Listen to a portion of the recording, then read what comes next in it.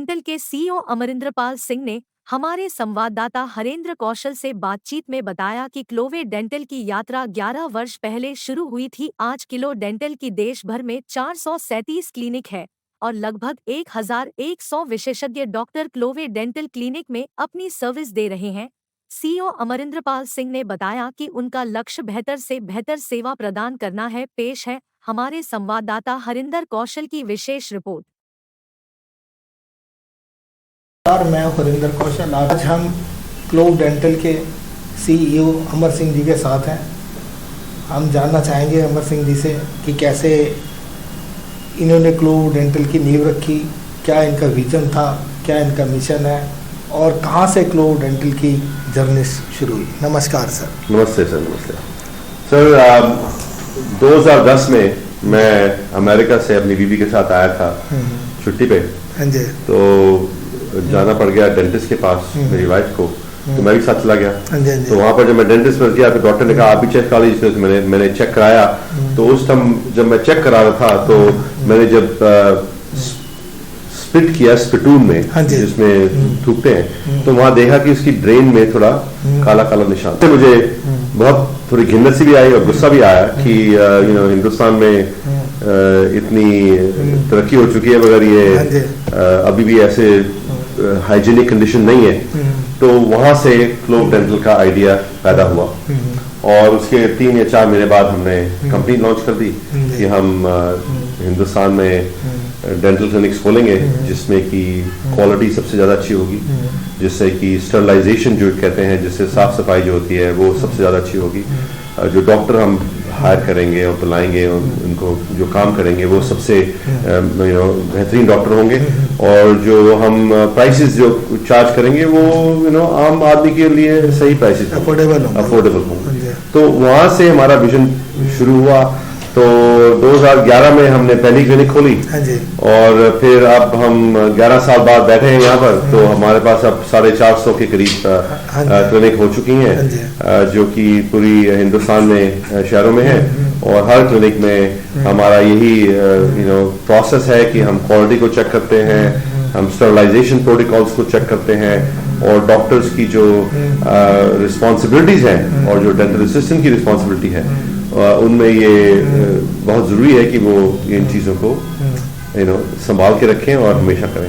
Sir, हमने कई आपके क्लिनिक विजिट किए, जैसे सेक्टर 24 रोहिणी में है, सेक्टर 15 में है, सेक्टर 7 में है। तो देखा कि जो आपने ये बातें की कि इन चीज़ों का बहुत ज़्यादा ध्यान रखा जा रहा है और जो इक्विपमेंट है वो भी मतलब कि लेटेस्ट टेक्नोलॉजी के हैं और बहुत अच्छे तरीके से जो आपके डॉक्टर है वो वेल बिहेव्ड है, बहुत अच्छे तरीके से पेशेंट से बात करते हैं। जो हमने पेशेंट से बात की उनकी फीडबैक भी अच्छी है कि भाई बहुत अच्छे तरीके से जो वहाँ पे उनके साथ ट्रीटमेंट किया जाता है। इवन कि अगर हम किसी क्लिनिक में विजिट करते हैं तो वहाँ पे शू कवर दिए जाते हैं ताकि अंदर किसी तरीके की कोई जरूरत ना जाए। तो सर, इस एडमिनिस्ट्रेशन को कैसे आप कंट्रोल करते हैं? सर, ये ना प्रिंसिपल जो है आते हैं जो हम कहते हैं डेंटल क्वालिटी मैनेजमेंट। हाँ, हमने ये वर्ल्ड का सबसे मॉडर्न सिस्टम है जिसमें हमने क्वालिटी को रखा है। इंफ्रास्ट्रक्चर क्वालिटी यानी कि क्लिनिक के अंदर जो क्वालिटी है उसको साफ सुथरा रखें। फिर हम जो केसेस करते हैं वो हमारे पास टेक्नोलॉजी है, जो हम सिस्टम हमने डिप्लॉय किए हैं उन सिस्टम से हम ये चेक करते हैं कि हर पेशेंट का जो ट्रीटमेंट है वो सही हुआ, सही तरीके से हुआ, उसको बिलिंग जो थी वो बिलिंग भी स्टैंडर्डाइज है। तो इस सब ये क्वालिटी जो होती है ना एक चीज से नहीं होती, क्वालिटी होती है हर जगह, हर डिसिप्लिन में, हर प्रोसेस में क्वालिटी होनी चाहिए। जब तक वो नहीं होगा तब तक क्वालिटी होती नहीं है, क्योंकि quality is not a absolute thing, it's a continue. यानी कि क्वालिटी हमेशा कभी भी 100% नहीं होती। क्वालिटी कोई चीज, क्वालिटी हमेशा हम बेहतरीन कर सकते हैं। तो अभी भी हम कोशिश कर रहे हैं कि हमारी क्लिनिक्स और भी बेहतरीन हो। हम हमेशा नया नया इक्विपमेंट लाते हैं, हम डॉक्टर को ट्रेनिंग करते हैं, हम टेक्नोलॉजी में एडवांसेस करते हैं, क्योंकि ये क्वालिटी का जो ऑब्जेक्टिव है वो कभी खत्म नहीं होगा हमारा।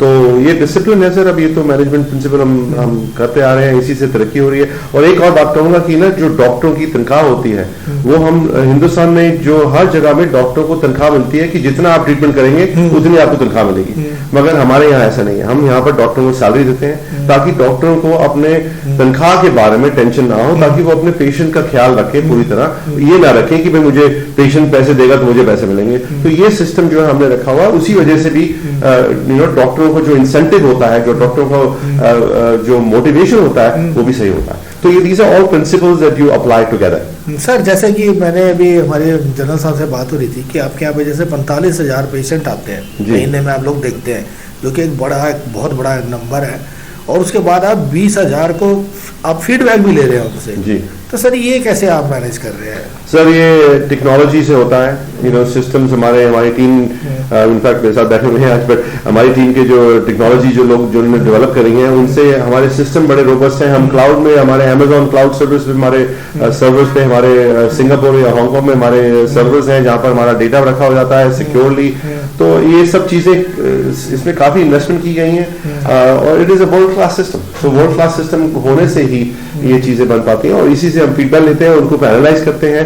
हम सेल्स फोर्स का एक सिस्टम है टैबलो, जिससे डेटा को विजुलाइज करता है, वो हमारे कंपनी में डिप्लॉयड है। तो हमें पता है कि हर क्लिनिक में कितना ट्रीटमेंट हो रहा है, कहाँ हो रहा है, कौन सा डॉक्टर कर रहा है, किस पेशेंट को हो रहा है। वो हमारी इंफॉर्मेशन मेरे पास इस वक्त है पूरे लैपटॉप में, मैं दिखा भी सकता हूँ आपको। सर आपके पास जैसे यहाँ पे आपकी एक रिसर्च टीम आपने यहाँ पे अपॉइंट कर रखी है, जो कि नई नई टेक्नोलॉजी के बारे में और क्या क्या नई नई बीमारी आ रही है उसको डायग्नोज करते रहते हैं। तो सर उसके लिए आप किस तरीके से, मतलब कि जैसे कोई नई बीमारी आती है तो उसको कैसे आप इन्वेस्टिगेट करते हैं, और कैसे उसके लिए जो उसका इलाज है उसका कैसे प्रोसेस करते हैं? सर अगर आपके पास 1100 बेहतरीन डॉक्टर हों जो हमारे पास हैं, और उनको हम हाई क्वालिटी इंस्टीट्यूशन से जो ग्रेजुएट हुए हैं कॉलेजेस से, और उनको हम इंसेंटिव्स दें कि आप अपने बेहतरीन रिसर्च करिए, बेहतरीन काम करिए, तो हमें इन चीज़ों के लिए हमें प्रॉब्लम ये है कि हम किन चीज़ को डालें। हमारे पास इतनी सजेशंस हैं, इतनी हमारे पास ऑप्शंस हैं कि हमारा प्रोसेस ढूंढने का नहीं है। हमारा प्रोसेस इस वक्त है कि अब किस को डालें, कौन जस्टिफाई होती है, कौन नहीं होती है। तो we have more than we can, so हमारे पास बहुत ऑप्शन है, बट हम वो डिप्लॉय कर रहे हैं जो कि हमारे कस्टमर्स और पेशेंट्स के लिए फायदेमंद है, जो कि हमारी प्राइसेस को बढ़ाएंगी नहीं मगर क्वालिटी को आगे रखेंगी। तो उस बैलेंसिंग एक्ट से काम होता है। सर बस एक लास्ट क्वेश्चन कि भाई ये आप क्लोव डेंटल क्लिनिक्स जो है ये औरों से डिफरेंट कैसे है?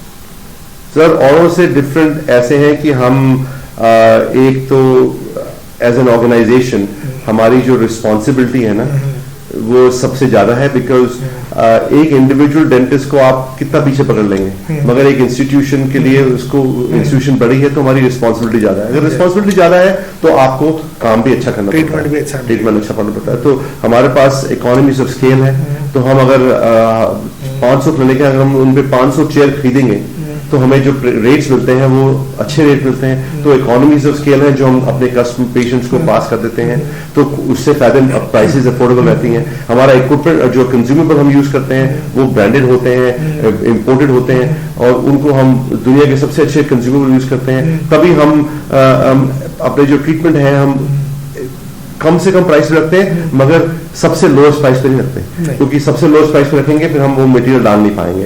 तो सो हमें ये focus, so these are the things that, so our differentiation जो है, एक तो है कन्वीनियंस कि आपके हर नेबरहुड में आपको एक क्लिनिक मिलेगी। दूसरा है क्वालिटी कि हम फोकस करते हैं quality of equipment, quality of doctor, quality of treatment, quality of technology, quality of consumable, सब चीज में क्वालिटी। और लास्ट है अफोर्डेबिलिटी। सो ये तीन चीजों का हमारा डिफरेंशिएशन है, कन्वीनियंस, क्वालिटी एंड अफोर्डेबिलिटी।